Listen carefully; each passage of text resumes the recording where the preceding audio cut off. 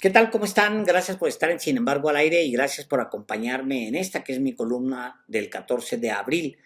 Es mi intento por tratar de explicar qué es lo que está pasando, este desplome, el fracaso rotundo de Donald Trump en sus políticas arancelarias, o en general en su política. Y pues mi texto se llama En el cerebro de Trump y cómo va. Uno, el desplome. Cada día leo menos analistas que defienden la idea de que Donald Trump inició una guerra comercial basado en un plan redondo. Algunos dijeron que hasta calculó cada vez que echaría atrás sus acciones ejecutivas. El desplome del mercado bursátil, del dólar, del precio del petróleo, de las perspectivas de crecimiento.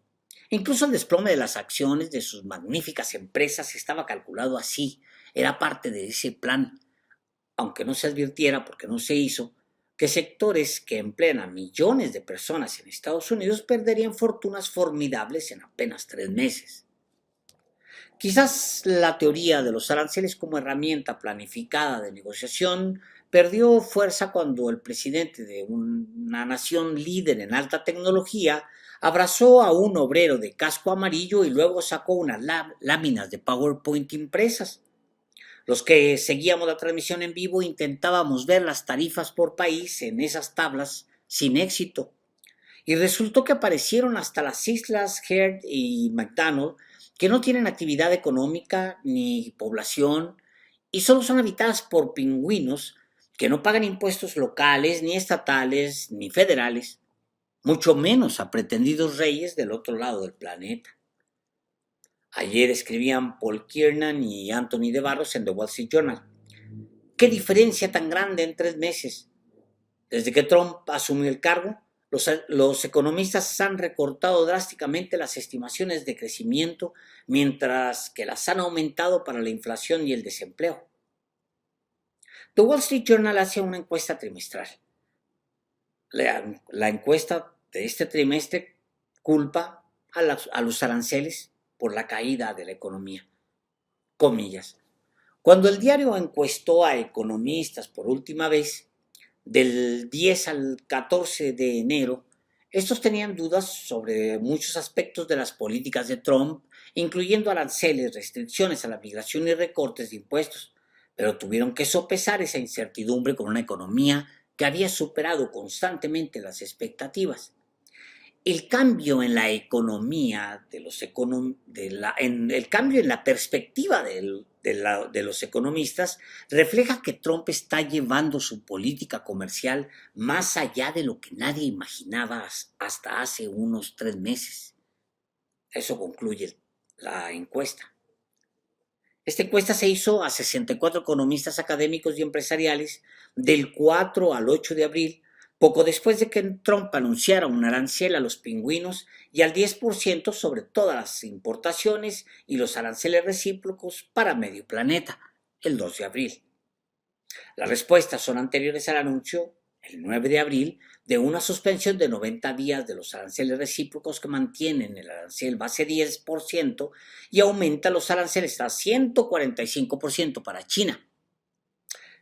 Los economistas prevén que el PIB estadounidense, después de la inflación, se expanda tan solo 0,8% en el segundo trimestre.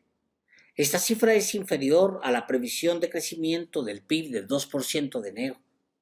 De ser correcta, la apreciación este año sería el peor de la economía desde 2020, cuando la pandemia de coronavirus provocó una breve pero profunda recesión, dice The Wall Street Journal. Por eso cada vez aparecen menos analistas que defienden la idea de que era una guerra basada en un plan redondo. ¿Quién, en su sano juicio, llevaría al abismo a su propio país? Y si ya el país no le importa a Trump, un ególatra, egocéntrico e incapaz de comparar, más bien capaz de compararse con los padres fundadores de su nación, pues está la popularidad. Y la popularidad va en picada.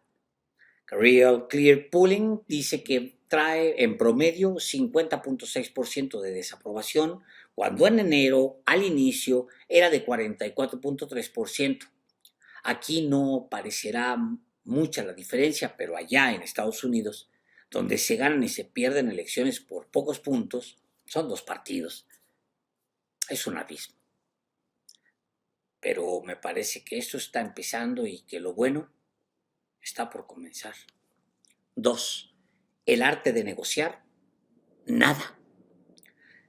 Dividamos en dos grupos a aquellos que teorizan sobre los aranceles de Trump.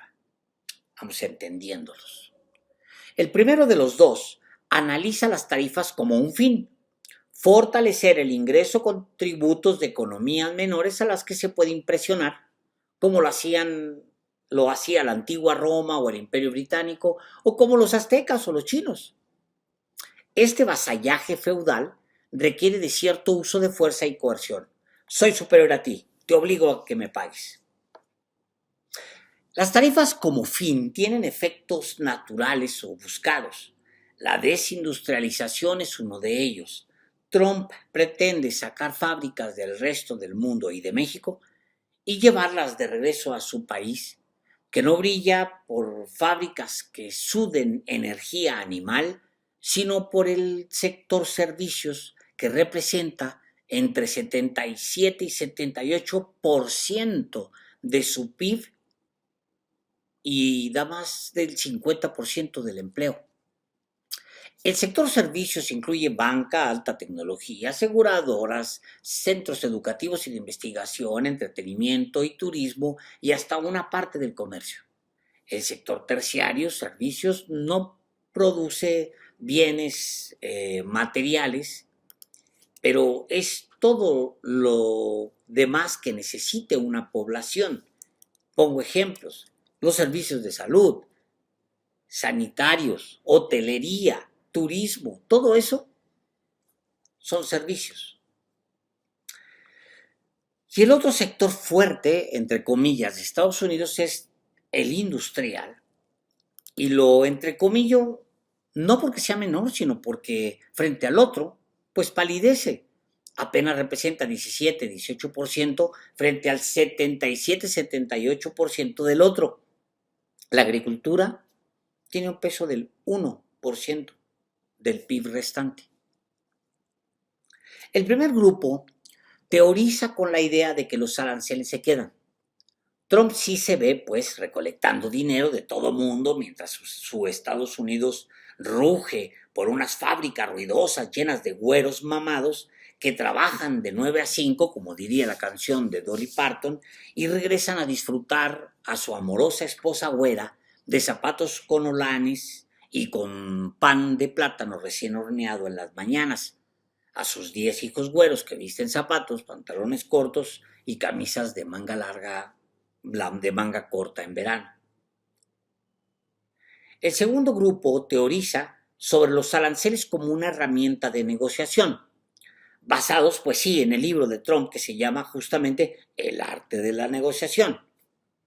No se ve cómo estos impuestos permanezcan sin dañar la economía, y entonces sí ven que algunos se queden más tiempo que otros.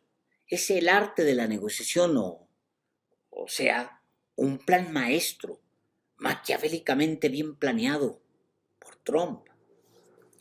Ahora quiero imaginar que es así, que hay un plan maestro, que hay mesas pensadas para cada nación del mundo, porque si quieres negociar, necesitarás la ayuda de miles y miles de negociadores que analicen una a una las implicaciones de cada gravamen y atiendan a las delegaciones de los países a los que les van a pedir lo que habían planeado pedirles.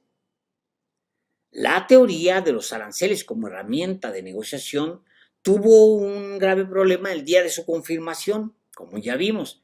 El obrero de casco amarillo, las láminas diseñadas con PowerPoint y los pingüinos atacados con impuestos al otro lado del planeta estorban a razonar la idea de que Trump quiere de realmente sacar ganancia y en algún punto retirar los aranceles.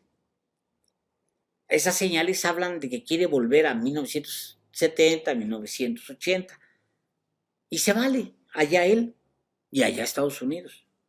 El tema es que repentinamente retiró todos los aranceles recíprocos sin negociar absolutamente nada, sin negociaciones individuales. Y muchos creen que reculó porque le falta capacidad para atender a todos los presidentes que, como dijo en una reunión apenas la semana pasada, hacen cola para lamerle el culo. Así lo dijo, perdóneme la palabra. Luego se concentró en castigar a China y cuando China le contestó dijo, China se equivocó, entró en pánico. Lo único que no se puede permitir. China no sonaba en pánico. Más bien ese mensaje de Trump sonaba con pánico. Era una respuesta como de yo no quería que China me respondiera para que el mundo me viera cómo soy de cabrón, que hasta a China le pongo unos buenos moquetes. Pues raro Trump. China respondió con elegancia. China puede ser muy elegante. Dijo que había resistido 5.000 años, muchos de los cuales Estados Unidos ni siquiera existía. Dijo que se preparaba para una guerra de largo aliento y que de entrada respondía Trump con más aranceles. 3. 5.000 años. Algunos analistas dicen que los aranceles eran para contener a China, que el objetivo como tal era y fue y siempre fue China. Atacarla, doblegarla y luego negociar con ella en una mesa larga.